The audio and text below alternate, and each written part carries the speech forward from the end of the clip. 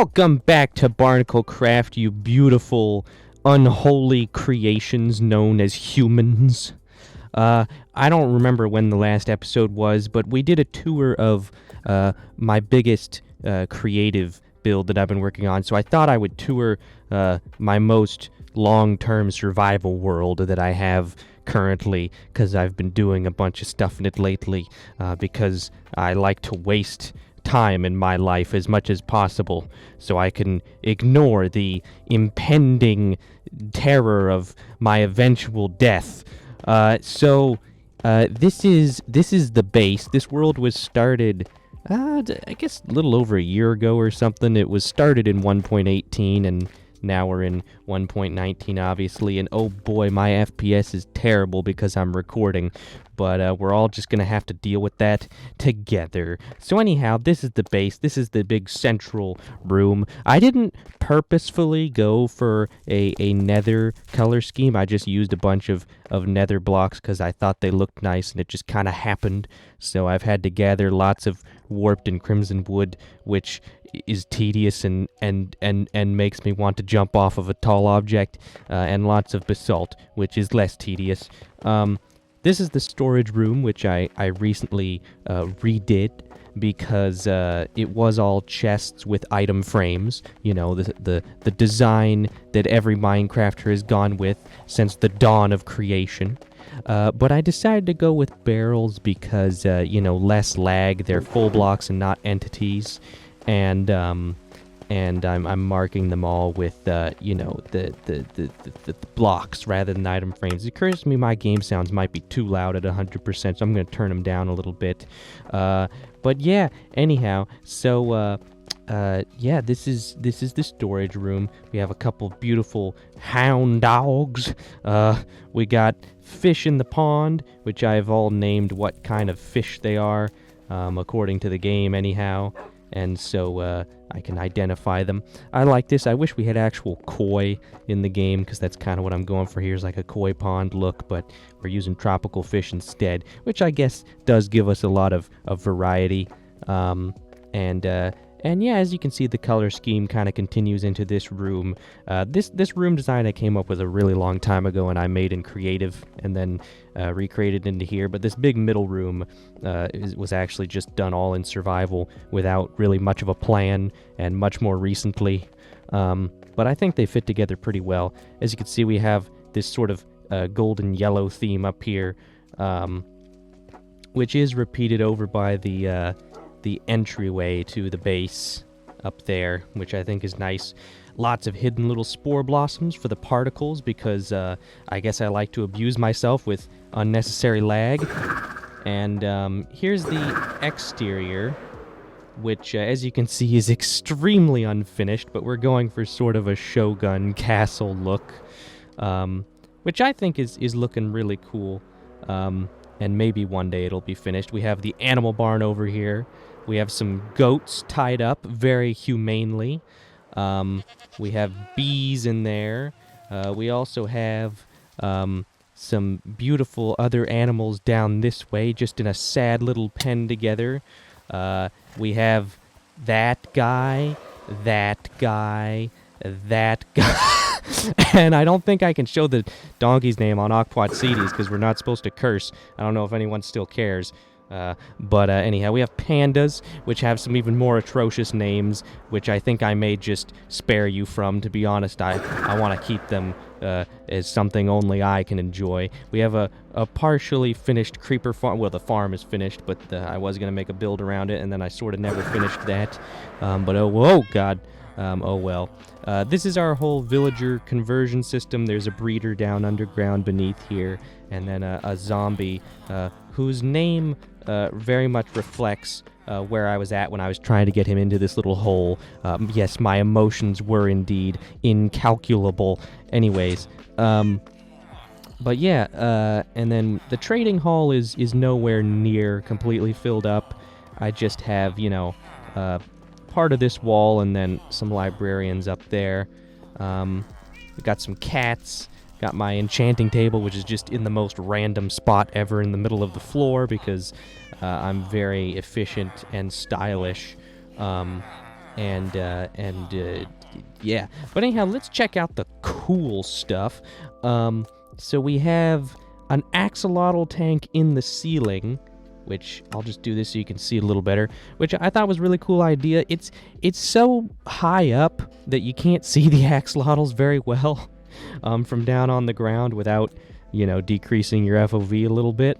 But I still think it's really cool in concept, and I'm sure I can figure out a way to make it maybe look a little better. I'm fairly satisfied with it as is. It's not exactly how I imagined it. It's neat, though, how, you can just see little bits of movement up there. And then down below us... Hell spawn! Down below us we have a beautiful swamp I made for my glorious family of frogs, and I'm going to introduce you to all of them now. But first, let's take a moment to appreciate this custom swamp biome, which I completely just improvised.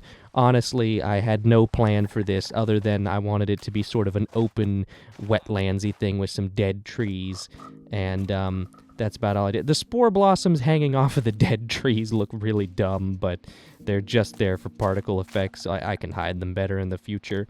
But I do like the general vibe down here. The mushrooms are spreading a little out of control, but oh well. We got some small drip leaf with the best plant in the game, maybe. I don't know if that's my opinion, I just said it. Let's meet some frogs. So first of all, that's the drip leaf. We have Bongo, my absolute favorite frog. Of course, he's the first one we would come across. We have Wongle, who is currently enjoying some frolicking, as you do. Let's see, who's back in here? This is... Gwobble, of course. How could I not recognize you? Oh, and these two are getting a little funky back here. We got Scrongle and Squeebly. Yeah, you guys, I'm just gonna leave you to whatever it is you're doing. Let's see, we have Eebler, who replaced Eebly, who died tragically somehow. Disappeared, I should say. And then who is this? I think this is... Yeah, Gringle, who I think is the oldest of all of them. And then we have Skingo. And then there's a couple more green frogs. Oh yeah, Phil is back here. I don't know if he can get out or not. He's been there for a really long time, but at least that means he's safe, I guess. And then there's one more green frog. I think we've met everyone else. I would just like to find... That's Eebler again. Or did we already meet? Oh yeah, it was Gwobble. He was over here. Never mind. So I think that's everybody. Wongle, I don't know if we got you. Anyhow, that's the frogs. But yeah, I'm really happy with this. I like just this whole concept of incorporating some nice animal habitat and some nice custom terrain into the interior of the base. I think that's pretty unique, and it has this kind of cool, almost zoo exhibit vibe of being on the bridges up above it. I think it's a really unique idea for this big center room, because I didn't really know what to do with it, but I think this is a cool way to do it. It creates a lot of depth and interest, and it's just kind of neat. I think the axolotl tank could use some visual improvements, but I'm so in love with the concept that I'm just happy it's here, and yeah, I think this is all coming along quite nicely. We have our nether portal. I have not built anything in the nether. We have a sextuple beacon, which is in progress right now. So that's a slow project. I don't have a wither skeleton farm, and because I really only want these 6 beacons for now, I don't think I'm going to make one, at least not yet. I think I'm just going to grind out killing wither skeletons at nether fortresses, just since this isn't that many beacons, and I want it to really feel earned by the end. And also, wither skeleton farms are difficult. And then we have our riptide door here. I've invested a lot. I've invested actual architecture into the use of this riptide trident. Oh yeah, and as you can see, all my tools have beautiful names. I will just let you pause the video if you really want to appreciate them. And then out here we have a super smelter and some just manual smelting stuff, and my bed, which I've had since the beginning of the world and is still just outside after all this time. Yeah, we are on day 874, so we're getting pretty close to day 1000. And yeah, oh, we have our beautiful, majestic. Well, the boys are rolling up to look for beans, but we have our beautiful, majestic scaffolding donkey, which is certainly something. But yeah, anyhow, I've done a lot in this world. I have most of the achievements. I still need to do How Did We Get Here and the, like, kill 5 mobs with the crossbow hidden achievement. I still need to do the birthday song hidden achievement. I think there's some other one. I still need to, like, kill a ghast in the overworld, and just some of the dumb ones are left. But I have the majority of the achievements, which is dope. I've never really invested this much time or effort into a survival world in the past. I've usually had one going, but I've never really gone this hard into it. But it's nice. It's fun. Will I ever start a hardcore world? Who knows? Probably not.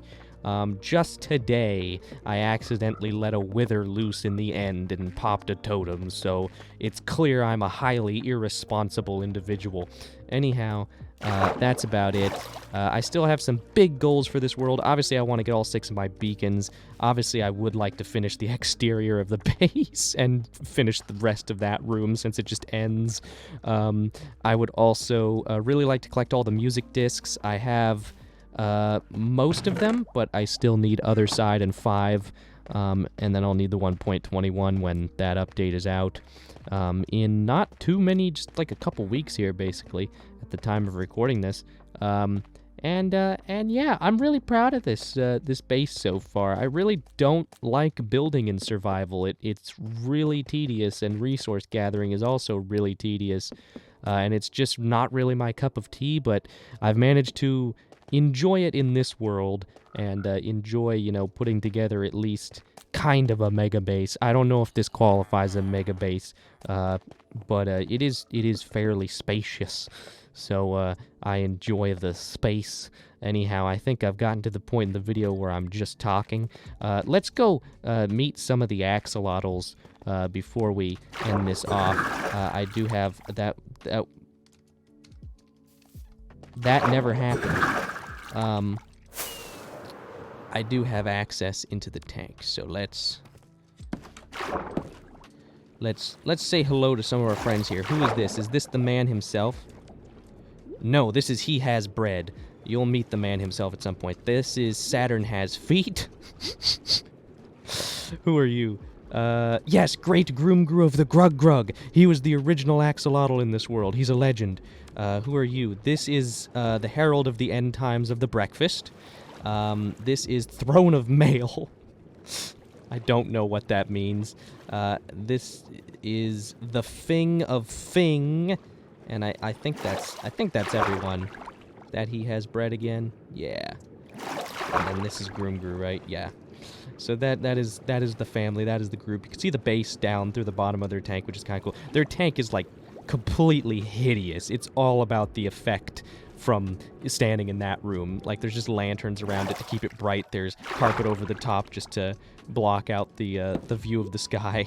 So it's a complete mess. It's all about just one very specific visual effect. It does not actually look good as a tank, and oh my god, I lagged so hard I completely flew into a wall. Anyhow, I think that's about it. Oh,